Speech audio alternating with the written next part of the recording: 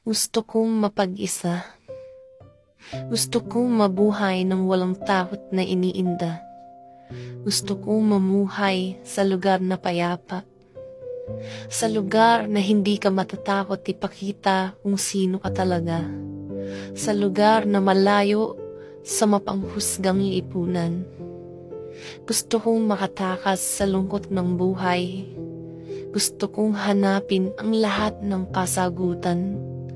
Malayo sa mga busina ng sasakyan, sa mga tahol ng aso sa paglalim ng gabi, sa ingay ng mga tao na nagrarambulan sa kanto. Gusto kong puntahan ang lugar kung saan ingay lamang ng insektong kuliglig ang maririnig mo, o kaya naman ang simoy ng hangin na walang polusyon. Yung tipong gigising ka sa umaga na may ngiti sa mga labi. Gigising ka na hindi mo nakakailanganin na magpanggap sa harap ng madla.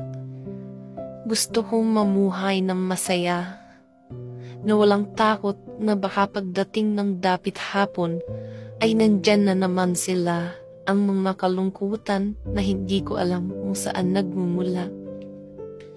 Pinapangako ko na matatapos ang takbuhin ko sa mundong ito na masaya, walang sakit at takot na iniinda.